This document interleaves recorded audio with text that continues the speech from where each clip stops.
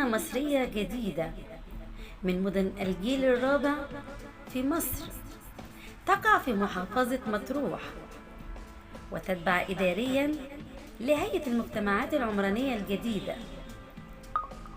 أنشئت بقرار رئيس جمهورية مصر العربية رقم 108 لسنة 2018. السلام عليكم ورحمة الله وبركاته. أهلا بكم معايا في قناة عالم ليمو. النهاردة معادنا مع فيديو جديد وهنتكلم فيه عن مدينة العالمين الجديدة. ما هي مدينة العالمين الجديدة؟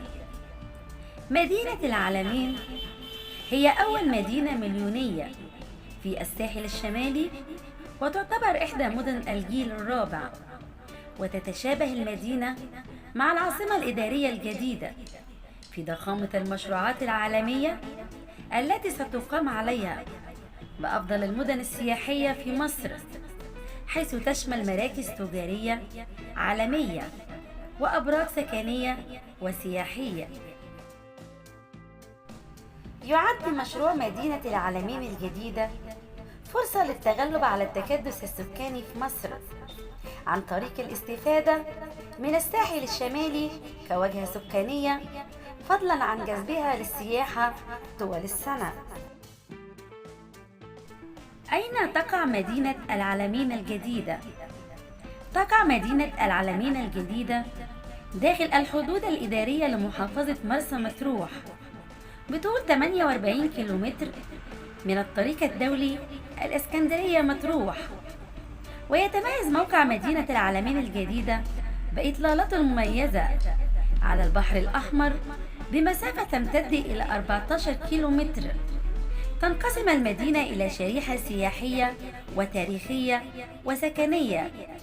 تقع الشريحة السياحية الاستثمارية الأولى على ساحل البحر المتوسط، والشريحة الاستثمارية الثانية جنوب طريق الإسكندرية مطروح الدولي. أما الشريحة الثالثة فهي المنطقة التاريخية والأثرية بمقابر العالمين. ما هي أهم المشروعات التي يتم تنفيذها في مدينة العالمين المليونية؟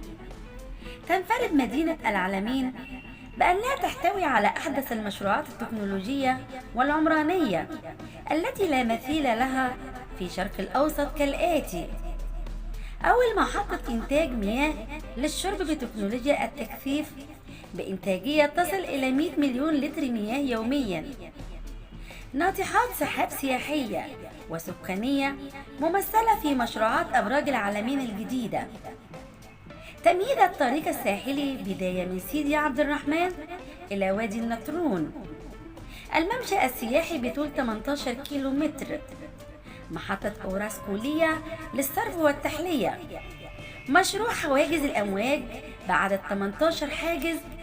ومشروع زراعة محاصيل مثل النخل والزيتون والرمان. ما هي حدود مدينة العالمين الجديدة؟ تبدأ حدود مدينة العالمين الجديدة من طريق وادي النطرون إلى الضبعة. يتم تحويل طريق اسكندرية مطروح الدولي بداية من الكيلو 93 إلى تقاطع وادي النطرون العالمين، ليكون مدخل لمدينة العالمين بطول 33 كيلو. ما هي الهيئات القائمة على تنفيذ مشروع مدينة العالمين الجديدة؟ تشترك هيئة المجتمعات العمرانية والهيئة الهندسية في تأسيس مرافق المدينة من محطة مياه وبنية تحتية وصرف صحي وشبكات كهرباء. تنفذ شركة المقاولون العرب بديل الطريق الساحلي الحالي ليكون بطول 38 كيلو وعرض 5 حارات وحارتين خدمة بجنوب المدينة. تشترك وزارة الإسكان مع الهيئة الهندسية للقوات المسلحة في تنفيذ وحدات الإسكان الاجتماعي. تشترك 5 من كبرى شركات المقاولات: سامكو، أوراسكوم، المقاولون العرب، سياج، أبناء حسن علام في مول تجاري. ما هو تقسيم مدينة العالمين الجديدة؟ قطاع سكني في مدينة العالمين الجديدة يحتوي على حوالي 10,000 وحدة سكنية أولا قطاع ساحلي مكون من حي الفنادق، مركز المدينة، الحي السكني المميز، مركز المؤتمرات، حي حدائق العلمين، مرسى الفنارة، المنطقة الترفيهية، منتجع خاص، مركز ثقافي، إسكان سياحي، حي مساكن البحيرة، أرض المعارض. ثانيا منطقة أثرية مكونة من متحف مفتوح، منتزه دولي، منطقة ترفيهية، فنادق وخدمات ميناء. ثالثا قطاع حضري مكون من جامعة، مركز خدمات إقليمية، مركز سياحي عالمي على نسبة بناء 20%، 8 منصات منفصلة تطل على البحر، أبراج على كل منصة تصل ارتفاعها إلى 35 متر. تتكون الأبراج من 3 أدوار تجارية وإدارية وجراج سفلي بجانب الوحدات السكنية. معلومات أخرى عن مدينة العلمين الجديدة: ستضاهي الأبراج الفندقية بالمدينة أبراج دبي، وستقام بها احتفالات في المناسبات. تبلغ قيمة الاستثمارات بالمدينة عشرات المليارات. يبلغ طول الشاطئ بالمدينة 14 كيلو متر. تحتوي المدينة على كورنيش عالمي بطول الشاطئ. تبلغ مساحة الفنادق بالمدينة 296 فدان. تحتوي المدينة على مركز طبي عالمي بمساحة 44 فدان. يوجد بالمدينة مركز مؤتمرات عالمي مجهز لاستقبال مؤتمرات أوروبا.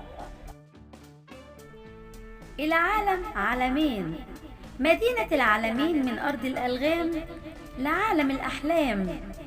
شهدت منطقة العالمين بالساحل الشمالي أحد أهم المعارك الحاسمة للحرب العالمية الثانية عام 1942 بين دول المحور ألمانيا وإيطاليا بقيادة إيرفين روميل، وبين الدول الحلفاء تحت قيادة القوات البريطانية بقيادة برنارد مونتغومري، والتي وضعت أوزارها مع نهاية معركة العالمين بانتصار دول الحلفاء على دول المحور، وراح ضحيتها عشرات الآلاف من القتلى والمصابين والمفقودين في صحراء مصر الغربية.